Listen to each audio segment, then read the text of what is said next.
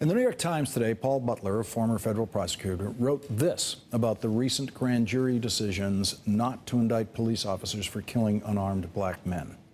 Blame the prosecutors, not the grand jurors. There is one reason that Daniel Pantaleo is not being charged in the death of Eric Garner. It's because District Attorney Dan Donovan of Staten Island did not want him to be. Why not? The cynical point of view is that Donovan was playing to his base. Staten Island is the whitest and most conservative borough in New York. It's also home for many cops. Maybe Donovan figured he would take heat however the grand jury came out, but the people who would be protesting in the street in the event of no indictment did not include most of his electorate. But there is a more benign explanation. Maybe Donovan just appreciates that cops have one of the most difficult jobs in the world, and so he cuts them some slack. It's a very human reaction. Joining me now for their perspectives are Caleb Mason, a former federal prosecutor and a law professor, and Norm Stamper, former chief of the Seattle Police Department. Norm Stamper, your perspective on this relationship between police and prosecutors in situations like this? It's a difficult relationship. It is one that is fraught with contradiction and all manner of politics.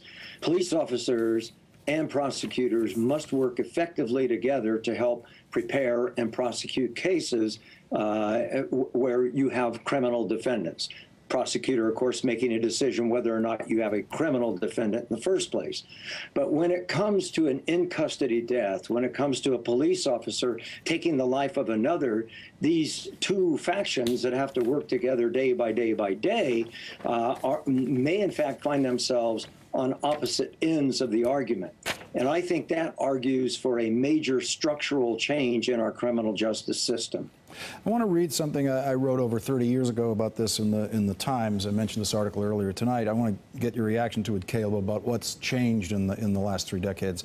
I wrote then, an obvious symbiotic relationship exists between prosecutors and police. In most of their work, prosecutors rely heavily on police officers. They are both part of the same law enforcement team, and they usually behave accordingly. The secrecy of a grand jury is the ideal cover for a local or federal prosecutor who wants to avoid bringing homicide charges against police officers. Caleb, from your perspective, what has changed in that dynamic in the last 3 decades? Well, I'll tell you, one thing that has changed is that every major department in the country, that is district attorney and police departments as well, have very robust internal affairs divisions, and most big district attorney's offices, including, for example, here in LA, have a dedicated unit that is devoted solely to prosecuting police officers. Here in LA, also judges and lawyers. So district attorneys recognize this problem. The problem that Mr. Stamper refers to is certainly real. And the way to get around it is to insulate a group of senior professional civil servants, that is the prosecutors in these specialized units, who have their own investigators. They don't owe anything to the police department. They have long time service and really can effectively prosecute these cases.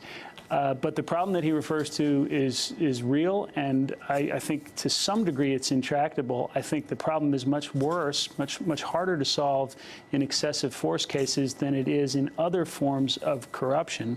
As you know, police officers are also prosecuted for taking bribes or dealing drugs or extorting defendants.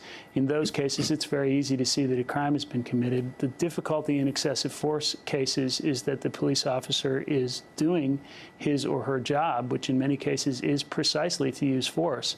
But they may have gone too far.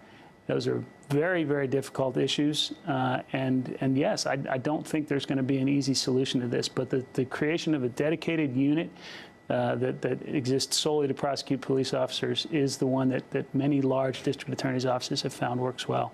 Norm Stamper, I want to get your view as a former police chief of what you've seen on that videotape in the arrest and death of Eric Garner. What do you think in training off of that videotape should be pointed out that could be done differently?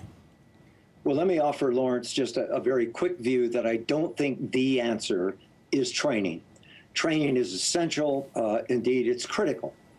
But I don't believe that that is ultimately the answer. What has to happen is a new structure for American law enforcement, one that will help inculcate different views, different values, and ultimately different behavior.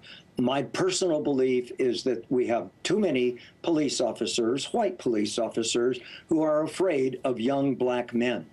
And as a consequence, behave accordingly. Now, they don't express that fear because that's essentially a socially unacceptable emotion in the police culture.